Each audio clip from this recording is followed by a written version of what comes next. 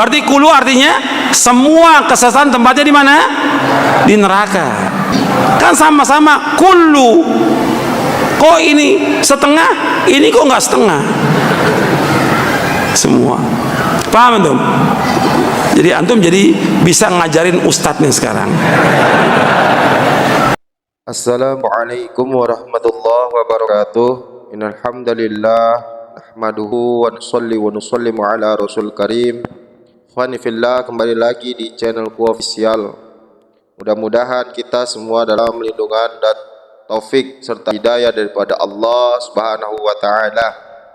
Ikhwani fillah, kita akan mengulas kembali satu buah video yang dimana video ini pernah disampaikan oleh almarhum Bapak Yazid Jawas, yang hal ini adalah satu bentuk memahami daripada makna kullu daripada hadis Rasulullah Shallallahu Alaihi Wasallam. Sebelum berangkat kepada pembahasan, kita simak dalam Al-Quran dalam surat Yusuf ayat 107. A'udzu billahi minasyaitonir rajim.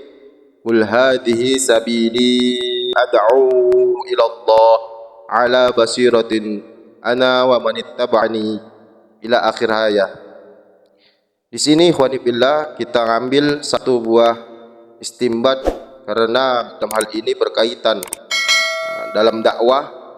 Maka Allah sampaikan dalam Al-Quran surat Yusuf 107, Qul hadhihi sabili, katakanlah wahai Rasulullah, wahai Muhammad, hadhihi sabili, inilah jalanku, ad'u ilallah, mengajak orang kepada Allah, ala basiratin, dengan basirah, hujjah yang nyata, yang tidak ada ambigunya, ana wa manit taba'ani, aku yaitu Rasulullah sallallahu alaihi wasallam, manit taba'ani, dan orang yang mengikutiku, orang-orang yang mengikutiku, yaitu siapa? Para sahabat, tabi'in, tabi'ut tabi'in, dan orang yang mengikuti mereka sampai akhir zaman. Maknanya mengikuti tiga generasi tadi, yaitu yang kita kenal dengan salafus saleh.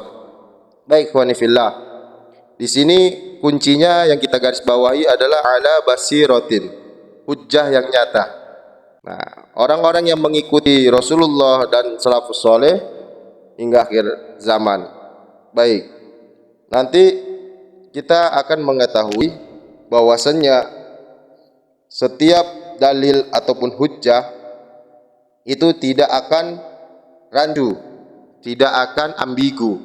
Memahaminya itu berbeda dengan apa yang disampaikan oleh Rasulullah, sahabat, begitu juga tabi'in, tabi'ut tabi'in, ulama-ulama yang ada di zaman itu, ulama-ulama salaf. Nanti sebelum kita masuk kepada pembahasan kullu, ikhwani fillah bisa melihat video dari Pak Yazid Jawas. Tanya kepada ustadznya, ustadz, itu kalimat kulu artinya apa? Kulu bid'atin dhalal wa kullu dhalalatin finnar. Ada enggak artinya sebagian? Nabi mengartikan sebagian apa tidak? Sahabat mengartikan sebagian atau tidak? Begitu penjelasan ditanya.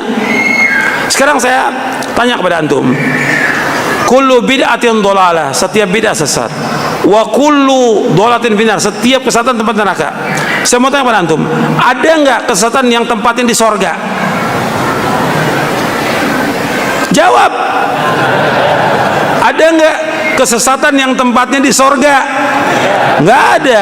Berarti kulu artinya semua kesesatan tempatnya di mana? Di neraka. Sekarang kalau arti kulu yang terakhir, kullu dhalalatin finnar, setiap kesesatan, artinya semua kesesatan tempatnya di neraka. Sekarang kulu yang kedua dengan yang pertama, kullu bid'atin dhalalah. Kalau kulu yang kedua ini artinya semua, berarti semua bid'ah hukumnya apa? Sesat. Paham gak antum nih? Kan sama-sama kullu. Kok ini setengah, ini kok nggak setengah? Semua. Paham antum? Jadi antum jadi bisa ngajarin ustadznya sekarang. Baik ikhwani fillah, setelah kita mendengar pernyataan dari almarhum Bapak Yazid Jawas, bahwasannya beliau mengatakan kullu di situ adalah semua. Apakah ini benar yang beliau katakan? Coba tanya kepada Nabi, coba tanya para sahabat, apakah ada kullu itu sebagian. Baik wanifillah, makanya tadi saya mengangkat daripada surat Yusuf 107, bahwasannya kita itu harus mempunyai basirah, hujjah yang nyata, mengikuti Rasul dan ana wa manittaba'ani, orang yang mengikuti orang-orang yang mengikuti Rasulullah, yaitu sahabat, tabi'in, tabi'ut tabi'in. Maka kita akan lihat apakah sahabat Umar ini tidak mengetahui bahwasannya yang dikatakan bid'ah itu sesat. Itu kalau dikatakan kullu semuanya, maka kita tidak akan pernah temukan perkataan daripada sahabat Umar bin Khattab bahwasannya ketika beliau mengerjakan sholat tarawih yang 20 rakaat plus 3 witir, maka di situ kita lihat bahwasannya ini adalah sebaik-baiknya bid'ah. Perkataan ini perkataan sahabat, perkataan sahabat Umar. Seandainya sahabat Umar mengetahui bahwasannya kullu itu dikatakan semuanya itu seperti perkataan Pak Yazid, maka tidak akan kita temui perkataan sahabat Umar seperti ini. Baik, yang kedua, kullu maksud Bapak Yazid Jawas yang bersifat semua itu, apakah sahabat tidak tahu? Ternyata sahabat tahu. Berarti pertama, kullunya pemahaman Pak Yazid di situ batal. Karena hadis yang bersifat ta'mim tadi, bersifat umum, pasti ada istinanya, pengecualian. Kemudian kita kembali kepada pendapat tabi'in, yang dimana kita mengetahui Imam Syafi'i mengatakan al-bid'atu bid'atani, bid'atun mahmudah wa bid'atun mazmumah. Bid'ah itu ada dua, kata beliau. Yang pertama bid'ah mahmudah, yang kedua bid'ah mazmumah. Perkataan seperti ini yang timbul daripada Imam Syafi'i. Apakah Imam Syafi'i tidak mengetahui bahasa kullu tadi? Di sini Bapak Yazid Jawas mengatakan setiap yang kullu tadi dihukumi semua. Baik, kita pindah kepada hadis yang menggunakan bahasa kullu. Kata kullu di dalam hadis yang diriwayatkan oleh Imam Tirmidzi, kullu bani adama khata'un, kullu bani adama khata'un, setiap Bani Adam khata'un, berdosa. Kalau kita mengikuti perkataan Pak Yazid Jawas, jika kullu bermakna semua, maka Pak Yazid Jawas sudah berdosa. Karena kalau kita mengikuti teratur bahasa yang digunakan Pak Yazid, semua Bani Adam khata'un, berdosa semua, termasuk Rasulullah sallallahu alaihi wasallam. Karena Rasulullah sallallahu alaihi wasallam juga dibilang Bani Adam, anak keturunan Bani Adam. Makanya ketika kita memahami satu dalil, satu hujjah, itu pasti tidak akan pernah bertentangan dengan hujah yang lain. Makanya saya bilang, apakah sahabat Umar tidak mengetahui kullu bid'atin dalalah? Apakah Imam Syafi'i tidak mengetahui kullu bid'atin dalalah? Mereka ini para sahabat tabi'in paham betul makna daripada kullu bid'atin. Itu bukan semua, tapi sebahagian. Seandainya mereka mengartikan kullu juga dengan semua, maka pastilah hadis ini juga akan menjadi rancu. Maka ulama mengatakan bagaimana mungkin kullu bani Adam khata'un, ini diartikan semua, maka seolah-olah Nabi itu juga berdosa, padahal Nabi itu maksum. Rasulullah Shallallahu Alaihi Wasallam itu maksum.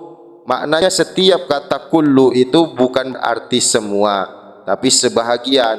Jadi sebahagian daripada Bani Adam itu berdosa. Kecuali siapa? Nah, disinilah dia istisnanya, pengecualian buat Rasulullah Shallallahu Alaihi Wasallam. Baik, kita ganti lagi dengan hadis yang menggunakan bahasa kullu lagi.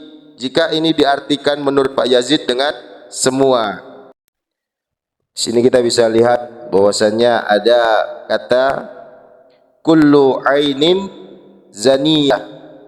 Setiap mata itu, semua mata itu zaniyah, berzina.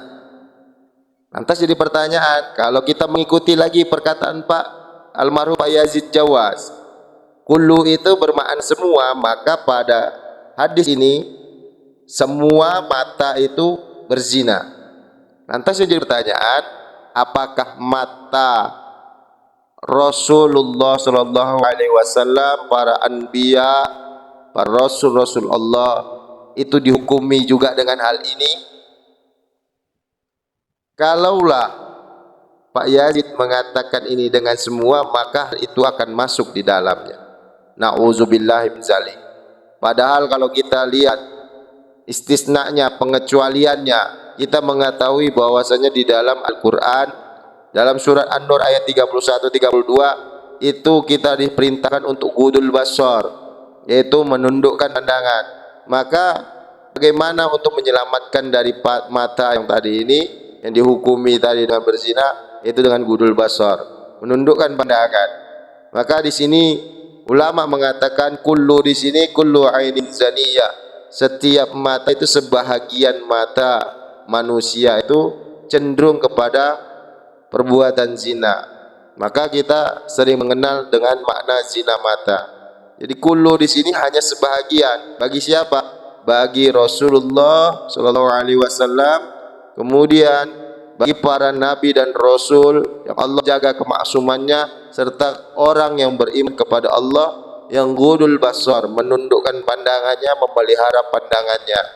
Maka dari 3 hadis ini, semua ulama sepakat kullu di sini hanya sebahagian saja, karena ada istisnanya, yaitu dihukumi dalil ini bersifat takmim, bersifat umum, maka ada istisnanya, pengecualiannya. Contoh, saya akan berikan apa yang dimaksud dengan dalil takmim yang bersifat umum. Maka dalam hal ini kita ikhwanillah bisa melihat dalam surat Al-Maidah ayat 3. A'udzu billahi minasyaitonir rajim. Hurrimat 'alaikumul maitatu wad-damu wa lahmul khinzir, ila akhir ayat. Dalam Al-Maidah ayat 3 ini, surah Al-Maidah ayat 3 ini, kita bisa melihat hurrimat 'alaikum, bahwasanya diharamkan bagi kalian. Apa itu? Al-maitatu. Nah, di sini yang diharamkan itu bangkai. Kalau kita garis bawahi, bangkai ini dari seluruh bangkai yang ada di dunia ini, maka dihukumi haram semuanya dimakan. Kalau ikhwani fillah hanya mengikuti daripada dalil ayat Al-Quran ini, dalam surah Al-Maidah ini, ikhwani fillah pernah memakan ikan di pasar yang sudah mati, kemudian disantap, itu berarti sudah memakan bangkai yang haram. Kalau kita memaknai seperti itu, bahwasanya dalil ini bersifat takmim tadi yang saya bilang, bersifat umum, maka Rasulullah Shallallahu Alaihi Wasallam dalam satu hadis memberi namanya istisna, pengecualian. Apa kata beliau? Rasulullah Shallallahu Alaihi Wasallam bersabda, ada dua bangkai yang boleh kita makan, yaitu yang pertama faljaradu, yang kedua alhutu, yaitu bangkai ikan dan bangkai belalang. Nah, disinilah perlunya kita mengetahui mana yang dikatakan dalil umum dan mana yang dikatakan dalil khusus. Maka dari beberapa rangkaian yang kami sampaikan tadi, Bapak Yazid Jawas tidak mengetahui dalam artian manakah yang dikatakan kullu itu semua atau sebagian. Tapi Pak Yazid Jawas, almarhum Pak Yazid Jawas mengatakan bahwasanya kullu yang beliau maksud itu adalah umum, sementara ini berbanding terbalik dari pemahaman sahabat Rasulullah SAW serta tabi'in. Maka kita bisa mengambil kesimpulan, kita harus benar-benar mengikuti apa yang ditunjukkan Rasulullah SAW dan apa yang ditunjukkan oleh salafus soleh. Mudah-mudahan video yang singkat ini menambah wawasan kita, menambah akal sehat kita untuk rajin belajar dan tidak berpatokan kepada satu orang ustadz saja, satu orang guru. Terlebih guru itu salah memahami, maka dalil yang dikemukakan dalilnya benar, tapi dengan pemahaman yang salah maka hasilnya pun tidak benar.